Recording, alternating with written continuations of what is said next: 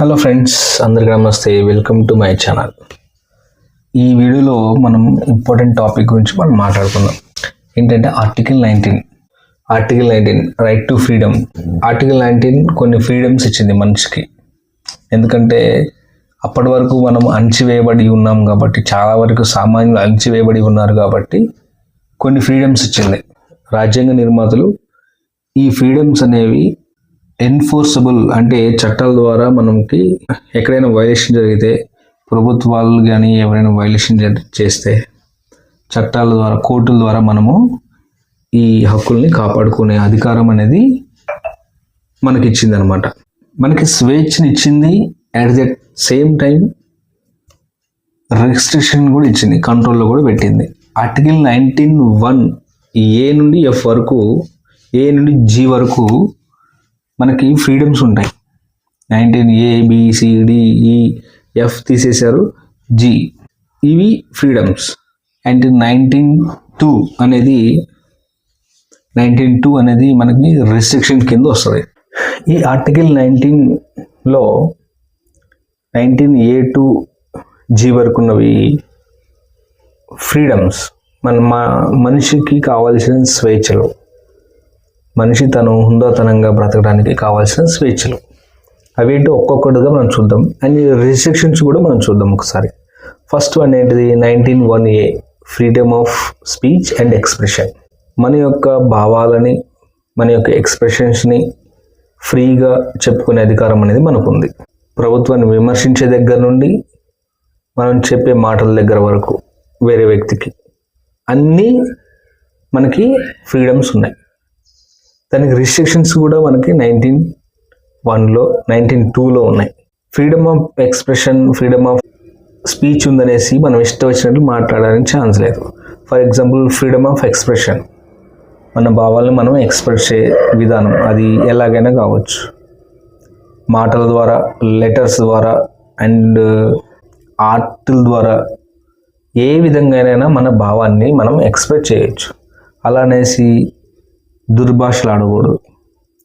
For example, ఒక అమ్మాయి అక్కడ ఉంది, తనకి సమ్ గెస్చర్స్ అంటే మనం చెప్తాం కదా, కన్ను కొట్టడం కానీ, పిచ్చి పిచ్చి సిగ్నేచర్స్, గెస్చర్స్ అంటే హ్యాండ్స్తో కానీ, కాళ్ళతో కానీ, చేతులతో కానీ మనం మాట్లాడకుండా తనకి ఇబ్బంది కలిగించే గెస్చర్స్ అంటే కొన్ని సిగ్నేచర్స్, కన్నుగొట్టుడు, ఇక కొంచెం చేత్తో అయ్యి చేస్తాం కదా ఊపుడు, ఇలాంటివి కూడా చేయొద్దు. ఎందుకంటే తనకి ఇబ్బంది కలుగుతుంది కాబట్టి. నీ ఎక్స్ప్రెషన్, నీ యొక్క ఫ్రీడమ్ ఆఫ్ స్పీచ్ తనకి ఇబ్బంది కలగకూడదు. అది మెయిన్ థింగ్ అనమాట. And 19(B freedom to assemble without weapons. సమావేశాలు జరుపుకునే హక్కు. ఒక 10 మంది, 20 మంది, 30 మంది కలిపి మనం ఒక సమావేశాన్ని జరుపుకోవాలి అనుకుంటే ఫ్రీడమ్ ఉంది, నీకు జరుపుకోవచ్చు. అది లాఫుల్గా ఉండాలి. అండ్ వెపన్స్ తీసుకురావద్దు. మతపరమైన కానీ, కులపరమైన కానీ దూషణలకి అందులో ఇవ్వకూడదు. సమాజానికి ఆ సమావేశాలు విరుద్ధంగా ఉండకూడదు. ఏదైనా ఒక కులం కానీ, ఒక సమాజానికి బాగు చేసే విధంగా మాత్రమే ఉండాలి. కానీ ఇష్టం వచ్చినట్లు అన్లాఫుల్ యాక్టివిటీస్ చేయడానికి అసెంబుల్ అవ్వకూడదు. గవర్నమెంట్ కొన్ని సందర్భాల్లో కొన్ని రిస్ట్రిక్షన్స్ కూడా పెట్టవచ్చు. ప్రెసిడెంట్ రూల్ ఉన్నప్పుడు ఒక 4 members 3 members కంటే ఎక్కువ గుమ్మి కూడా ఉండొద్దు. ఎక్కడ పర్మిషన్ లేకుండా ఇష్టం వచ్చినట్టు సమావేశాలు నిర్వహించొద్దు. టెర్రరిస్టులు కానీ, ఇంకా ఉగ్రవాదానికి పాల్పడే వ్యక్తులకి సహాయం చేయకుండా వాళ్ళకి సహాయంగా ఆ సమావేశాల్లో మాట్లాడకూడదు. కొన్ని రిస్ట్రిక్షన్స్ అనేవి ఉంటాయి. లేకపోతే ఎట్లయితుంది అంటే ఇష్టం వచ్చినట్టు చేస్తారు, ఇష్టరీతంగా జరుగుతుంది. అది కరెక్ట్ కాదు సమాజానికి, దేశానికి, ప్రపంచానికి కూడా. లా అండ్ ఆర్డర్, పీస్ చాలా ముఖ్యమైన అంశం ఇది. 19(1)C to form associations, unions, trade unions, cooperative societies. కొన్ని కంపెనీల్లో ట్రేడ్ యూనియన్స్ పెట్టుకుంటారు కార్మికులందరూ కలిసి. అండ్ కొన్ని కమ్యూనిటీస్లో సొసైటీస్ పెట్టుకోవచ్చు, వాళ్ళందరిగా అసోసియేషన్స్ పెట్టుకోవచ్చు, ఏర్పాటు చేసుకోవచ్చు, రిజిస్టర్ చేసుకోవచ్చు. వాళ్ళకి కావాల్సినవి ఆ అసోసియేషన్ ద్వారా ప్రెసిడెంట్, సెక్రటరీ ఉంటారు కదా, వాళ్ళ ద్వారా ప్రభుత్వానికి వాళ్ళకి కావాల్సిన పనులు చేయించుకోవచ్చు. అది కూడా మంచిగా ఉండాలి. It should be a good manner. అశాంతిని క్రియేట్ చేయడం కోసం అసోసియేషన్ పెట్టకూడదు. అండ్ పబ్లిక్ డిజార్డర్ అయ్యే విధంగా ఏ అసోసియేషన్ కానీ, ట్రేడ్ యూనియన్స్ కానీ, కార్పొరేట్ సొసైటీస్ కానీ ఏర్పాటు చేయకూడదు. ప్రతిదీ లా అండ్ ఆర్డర్ లోపలనే ఉండాలి. ఒకవేళ ప్రభుత్వానికి అది ఇబ్బందిగా కలిగిస్తే మార్చుకోండి అని చెప్తుంది, లేదా పర్మిషన్ కూడా ఇవ్వకుండా ఉండొచ్చు, ఏదైనా చేయొచ్చు. 19D to move freely through out the country. దేశంలో ఏ ప్లేస్కైనా మనము వెళ్ళే హక్కు ఉంది, ఏ ప్లేస్నైనా మనం సందర్శించే హక్కు మనకు ఉంది. రాజ్యాంగమే కల్పించింది అది. నేను ఫర్ ఎగ్జాంపుల్ అరకు వెళ్ళాలనుకున్నా, ఫ్రీగా నేను ఎప్పుడు అనుకుంటే అప్పుడు వెళ్ళొచ్చు. ఫర్ ఎగ్జాంపుల్ అక్కడ ఏదన్నా నిషేధం విధించారు, ఏదన్నా ఇబ్బంది అవుతుంది, ఏదన్నా ఇబ్బంది అనుకున్నప్పుడు అక్కడ వెళ్ళడానికి ఛాన్స్ లేదు. అంతేగాని ఏ ప్లేస్కి వెళ్ళాలన్నా దేశంలో నేను వెళ్ళేందుకు నాకు హక్కు ఉంది. అలాగనేసి ప్రభుత్వం నిర్ణయించిన రెస్ట్రిక్షన్ పెట్టిన ఏరియాలోకి, ఆ జోన్లోకి మనం వెళ్ళకూడదు. అవి డీప్ ఫారెస్ట్లు కావచ్చు, అండ్ సెక్యూరిటీ పర్పస్గా ఉంచిన ఏరియాస్ కావచ్చు, అండ్ సెక్యూరిటీ ఏరియాస్ ఉంటాయి కొన్ని, వివిఐపీస్ కానీ, విఐపీస్ యొక్క ఏరియాస్, జోన్స్లోకి, వాటిలలోకి వెళ్ళకూడదు without permission. With permission we can go and meet. ప్రభుత్వం కొన్ని రిస్ట్రిక్షన్ పెడుతుంది ఎక్కడికి వెళ్ళాలి. ఆర్టికల్ 370 రద్దు కాకముందు వరకు మనము జమ్మూ అండ్ కాశ్మీర్లో స్థలం కానీ, భూమి కానీ ఏం కొనడానికి ఛాన్స్ లేదు వేరే స్టేట్ వాళ్ళు. కానీ ఇప్పుడు మనం కొనుక్కునే హక్కు ఉంది, ఎందుకంటే ఆర్టికల్ 370 రద్దు చేయబడింది కాబట్టి. వాళ్ళకి అప్పుడు సపరేట్ రాజ్యాంగం ఉంది, అది దాన్ని తీసేసేసారు. సో ఇప్పుడు మనం we can buy a land in Jammu Kashmir also. So ఇక్కడ కూడా అంతే, కొన్ని రిస్ట్రిక్షన్ ఏరియాలోకి మనం వెళ్ళొద్దు, అది ప్రభుత్వం నిర్ణయిస్తుంది, అక్కడ బోర్డులు పెడుతుంది. అలాంటి వాటి ప్లేసులకి మనం వెళ్ళకూడదు, ఎందుకంటే అది మనకు ప్రమాదంగా ఉండొచ్చు, లేదా గవర్నమెంట్కి ఇబ్బందికరంగా ఉండే సిచ్యువేషన్ కూడా కావచ్చు, ఎలాగైనా కావచ్చు. ఖచ్చితంగా పాటించాలి. నెక్స్ట్ 19(1)E, అండ్ మనము ఎక్కడైనా నివసించే హక్కు మనకుంది 19(1)E ప్రకారం. To reside anywhere in India.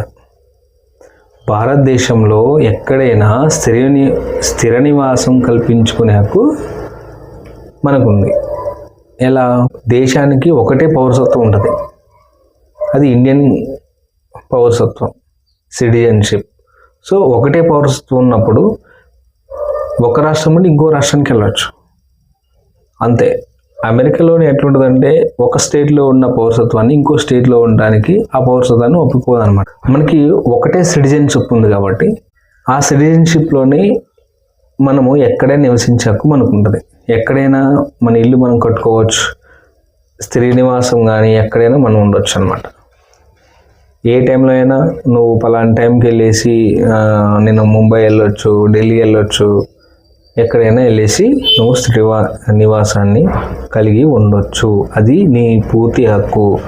అందులో కూడా కొన్ని గవర్నమెంట్ రిస్ట్రిక్షన్స్ పెడుతుంది. నాకు ఎక్కడైనా ఇల్లు కట్టుకునే హక్కు ఉంది, ఎక్కడైనా ఉండే హక్కు ఉందనేసి ప్రైవేట్ ల్యాండ్లోకి వెళ్ళి ఉండడం, ప్రైవేట్ హౌసెస్లోకి వెళ్ళి ఉండడం, పర్మిషన్స్ లేని దగ్గర ఉండడం.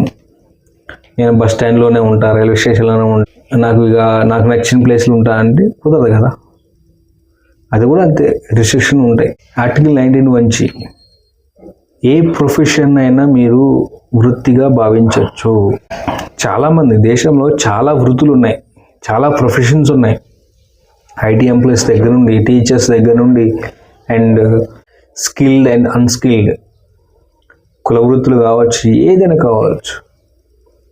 సమాజంలోని ఉన్న వృత్తులను ఏ వృత్తినైనా నీవు భవిష్యత్తులో చేసుకుంటూ బ్రతుకు జీవనాన్ని సాగించవచ్చు. అది నీ పూర్తి హక్కు. ఎందుకంటే దేశంలో డిఫరెంట్ టైప్స్ ఆఫ్ పీపుల్ ఉన్నారు, రకరకాల జాతులు ఉన్నాయి. వాళ్ళకు నచ్చిన విధంగా వాళ్ళు ఉద్యోగాలు చేసుకుంటూ వాళ్ళ కుటుంబాన్ని, వాళ్ళ జీవనాన్ని సాగించవచ్చు. అలాగనేసి నేను బాంబులు తయారు చేసి నేను అమ్ముకుంటా, తుపాకులు చేస్తా, కత్తులు అన్నీ చేసేసి నేను అమ్ముకుంటా, కొన్ని విష పదార్థాలు తయారు చేస్తా, గంజాయి మొక్కలు సాగు చేస్తా అంటే కుదరదు. గంజాయి సాగు చేయాలన్నా విత్ పర్మిషన్తో చేయాలి. ఎందుకంటే అది డ్రగ్స్ సంబంధించింది, నిషేధించబడింది. అది ప్రభుత్వ అనుమతితో చేస్తే అవి మెడిసిన్స్లో కానీ ఔషధాలలో కానీ యూజ్ చేస్తారు. సో ఈ రిస్ట్రిక్షన్స్ అనేవి ఖచ్చితంగా పాటించాలి. ఆర్టికల్ 19(1)(f) అనేది తొలగించారు. 19(1)(f). 44th amendment 1978లో Morarji Desai ప్రధానమంత్రిగా ఉన్నప్పుడు ఈ ఆర్టికల్ని తొలగించారు అన్నమాట. సో 19(2) ఏం చెప్పిద్దో ఒకసారి మళ్ళీ చూద్దాం. ఆల్రెడీ నేను రిస్ట్రిక్షన్స్ అన్ని చెప్పేసిన, కాకపోతే మళ్ళీ ఒకసారి 19(2) ఆర్టికల్ ఏం చెప్పిద్దో మళ్ళీ ఒకసారి చూద్దాం. ఆర్టికల్ 19(2) ఏం చెప్తుంది? These 6 articles and these 6 freedoms are not absolute. అవి ఖచ్చితమైనవి కాదు. There is some reasonable restrictions. వాటిపైన రీజనబుల్ రిస్ట్రిక్షన్స్ అనేవి ఉన్నాయి అని ఆర్టికల్ 2 గుర్తు చేస్తుంది.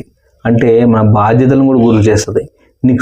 నీకు స్వేచ్ఛ ఉందా అనే టైంలోనే నీకు బాధ్యతలను కూడా గుర్తు చేస్తుంది అనమాట. The government can impose a reasonable restrictions on the public. Why? Because there should be law and order. ఈ రీజనబుల్ రిస్ట్రిక్షన్స్ అనేవి సమాజానికి, దేశానికి ఉపయోగపడేటట్లుగానే ఉంటాయి.